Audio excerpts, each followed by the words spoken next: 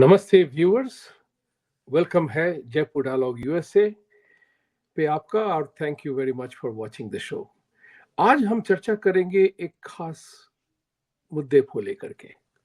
वो मुद्दा इस तरह से है कि ऐसा हम देखते हैं कि भारतीयों और हिंदुओं के प्रति एक दुनिया भर में नफरत फैलाई जाती है। नफरत है, उसको फैलाई जाती है, उसको आग को सुलगते रहने देना चाहते हैं लोग।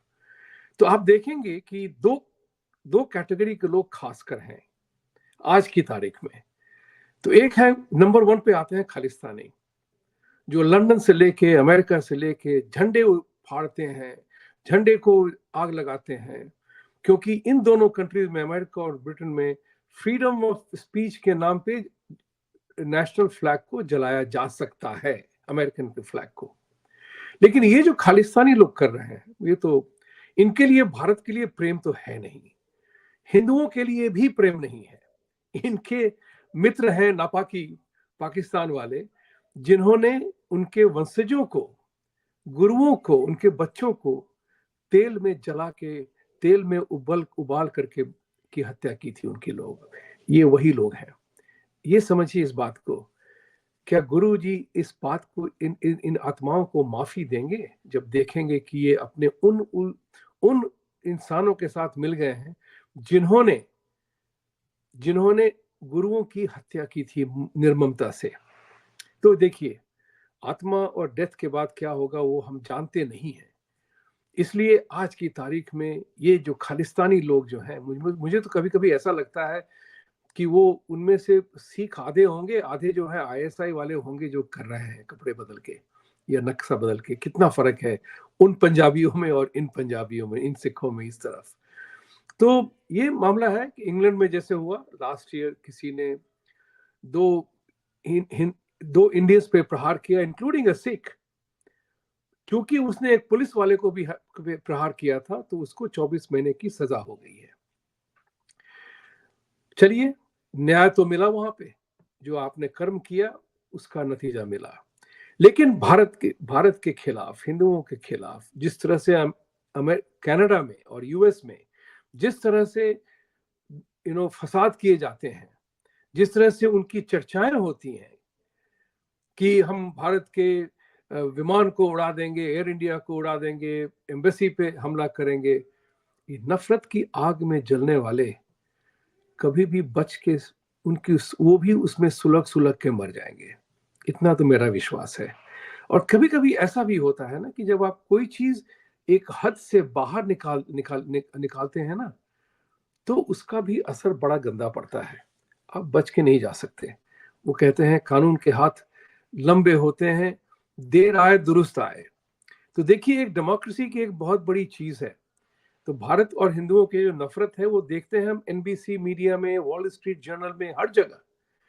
भारत की हर एक धार्मिक प्रथा पे वो एक गंदी चर्चा करेंगे, उस पे कटाक्ष मारेंगे, यू नो और हम जो है उसका प्रत्युत्तर नहीं देते हैं। ये भी वो जानते हैं कि ये हिंदू लोग जवाब नहीं देते हैं। ये जो है, पलायनवाद को छोड़िए, ये छोड़ देते हैं वैसे ही, कुछ बोलते नहीं है।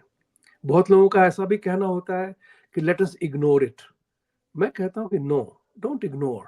आप देखिए इस बात को, बड़ी बड़ी इंपॉर्टेंट चीज है। एनबीसी न्यूज ने रिपोर्ट किया कि प्रियंका चोपड़ा, पहले की चोपड़ा थी, अब वो जो उसका हस्बैंड है यहाँ पे म्यूजिशियन, वो लोग अयोध्या गए। एनबीसी न्यूज ने लिखा उस पे कि disputed site of the temple where temple was built, एक मॉस्क को तोड़ के। सच्चाई तो ये है कि ये स्थापित हो गई है बात सुप्रीम कोर्ट ऑफ इंडिया के द्वारा, कानूनी तौर पे। जो नंगी आंखों से लोग देखते हैं उसको कानून की तरफ से भी हमने प्रूफ कर दिया। भारत ने प्रूफ किया, हिंदुओं ने प्रूफ किया कि वहां मंदिर था, उसको तोड़ करके कब्र बनाया गया था। कब्रिस्तान तो नहीं बोलूंगा, कब्र बोलूंगा। बबरी मस्जिद बनी थी वहां पे। तो मेरा तो ये कहना है, जब एनबीसी न्यूज इस तरह का रिपोर्ट करता है ना, हमें जो है लाखों की संख्या में उनको हिट बैक करना चाहिए कि आप झूठ रिपोर्ट कर रहे हैं। झूठ झूठ ही होता है। इनको अपनी इनकी इनकी इनकी मर्यादा यही है कि हम सच बोलने वाले हैं, हम अमेरिकन कंपनी है तो हम सच बोल रहे हैं, ये उनका अपना दावा होता है। जब इनके सच को आप नकार देते हैं ना, इनके झूठ को आप नंगा करते हैं ना, तो उसमें जो है उसका आनंद कुछ और है। तो मेरा अनुरोध आप लोगों से ये होगा कि टेक्नोलॉजी का सहारा लीजिए ना भाई। हम आपसे ये आह्वान कर रहे हैं कि टेक्नोलॉजी का सहारा लीजिए। इतने सारे प्लेटफॉर्म्स हैं, खास करके एक्स हुआ, टेलीग्राम हुआ, जिसमें कि आप लिख सकते हैं, बोल सकते हैं, खबरें पहुंचा सकते हैं। यहां तक कि प्रेसिडेंट ऑफ यूनाइटेड स्टेट्स को खबर पहुंच जा सकती है डायरेक्ट। चाहे गेटकीपर्स उनको दे या ना दे, दैट्स अ डिफरेंट मैटर, लेकिन रिकॉर्ड में ये बात हो जाती है कि आपने ऐसा किया। डरिए मत, डरिए मत, क्योंकि डरने से जो डर गया, वो गब्बर सिंह का डायलॉग बड़ा फेमस है, वो बड़ा उपयुक्त है इस समय के लिए। जो डर गया वो मर गया। वो हमारी हालत हो गई है। तो हमें जो है उस हालत से बचने के लिए अपने आप को एक्सप्रेस करना पड़ेगा। तो जब हम एनबीसी न्यूज कहता है कि बबरी मस्जिद को तोड़ करके मंदिर बनाया गया है, उसको बताना पड़ेगा कि मंदिर तोड़ के मस्जिद बनाया गया था, और आज supreme court, highest court of India has ruled it in that way. Let's tell the truth. इसी के सहारे एक और छोटी सी बात कहूंगा मैं। नफरत तो लोग करेंगे, ये कहते नहीं है कि आपका दुश्मन वो करेगा जो वो करना चाहता है। आपको ये सोचना है कि क्या मैं वो कर रहा हूं जो मुझे करना चाहिए? क्या हम वो कर रहे हैं जो हमें करना चाहिए? व्यक्तिगत, सामूहिक, सांप्रदायिक और देश के लिए। This is what we have to remember. एक और बात कहूंगा इसमें, आप देखेंगे कि वेस्टर्न मीडिया में जिस तरह से जो 3 शब्द हैं हमारे धर्म के हिसाब से, गुरु, मंत्र, पंडित, इनकी एक महत्ता है हमारे धर्म में। गुरु की बहुत ही महत्ता है, यहां तक कि हम गुरु पूर्णिमा एक दिन मनाते हैं हर एक साल, which is bigger than Father's Day और Mother's Day और Valentine's Day here। हमने वो दिन स्थापित किया गुरु के नाम, राइट। मंत्र, हमारे हमारे शास्त्रों में मंत्र की बहुत महत्ता है। मंत्रोच्चारण जो होता है, आरतियां होती हैं, उसका बहुत महत्व है। ये लोग जो है वेस्टर्न मीडिया में, अगर आपने देखा होगा, तो ये गुरु, मंत्र, पंडित, इन शब्दों का बहुत नेगेटिव अंडरटोन से वो चर्चा करते हैं। बड़ा नेगेटिव सा होता है, the gurus of this, the mantra of this, and pundits of political pundit, sports pundit, everybody is a pundit. आप देख रहे हैं, आप समझते हैं इस बात को कि किस तरह से वो हमारे 3 महत्वपूर्ण शब्दों को नेगेटिव तौर पे लेते हैं। लेकिन किसी की मजाल है जो एक बार भी ये कहे कि इस्लाम is Islam a religion of peace? A question if you ask.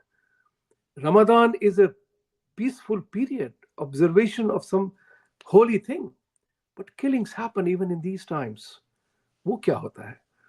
तो अगर आपने ये सवाल पूछा, हमने ये सवाल पूछा, तो मेरे पीछे लोग लग जाएंगे ये पूछने के लिए कि यू आर हिंदूफोबिक। नॉट पूछने, मुझ पे आरोप लगाएंगे कि मैं तो इस्लामोफोबिक हूँ। इस बात की चर्चा हमें पूछनी पड़ेगी, as an inquiry, not as an insult. हम नफरत वाले नहीं हैं, हम किसी को हेट नहीं करते हैं। ये हिंदुत्व की बहुत बड़ी चीज है कि हम किसी से नफरत करते नहीं है। हेट हमारे लैंग्वेज में नहीं आता है। हम तो ये कहते हैं कि जैसे हो वैसे रहो, जो करते हो वो तुम्हारा कैरेक्टर होता है। You are not known by how many times you pray in the day. You are known by what you do that defines you. तो भाई और बहनों, इस बात को सोचिएगा कि हिंदू हेट जो है, जो सारी दुनिया में इस तरह से उसको उसको उसको सुलगाया जाता है बार बार, और इसके लिए हम और आपको तत्पर होना पड़ेगा। बहुत ही इंपॉर्टेंट चीजें हैं। मैं आपको 1 इंसिडेंट, 2 इंसिडेंट, 3, 4, 5, 6 दे सकता हूं, लेकिन ये इंसिडेंट्स आपको ही पता है। हर इंसिडेंट के बारे में पता ना हो, लेकिन आपको इंसिडेंट्स देखने में कोई भी झिझक नहीं होनी चाहिए। लेकिन ये सोचना है कि ये कब रुकेगा, कैसे रुकेगा। That is very important. और उसके लिए हमें एक बात याद रखनी पड़ेगी कि जैसे आज की तारीख में एक नया सा हुआ है CAA के अगेंस्ट में, स्टेट डिपार्टमेंट सब कह रहे हैं कि उसकी इंप्लीमेंटेशन पे हम देखेंगे क्या हो रहा है। यहां तक कि चीफ जस्टिस चंद्रचूड़ के बेटे ने एक कानूनी दलील दी है। आप सोचिए इस बात को, एक कानूनी दलील दी है, एक कानून को मेंशन करते हुए, spirit of the law goes to hell. This is important. The way, जिस तरह से हर हर अंग, टूल किट का उपयोग भारत के खिलाफ, हिंदुओं के खिलाफ बहुत जबर जोरों से चल रहा है।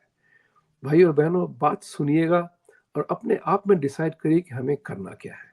ओके, इन्हीं शब्दों के साथ, सत्यमेव जयते, और सत्य के लिए आपको उठना पड़ेगा। धन्यवाद।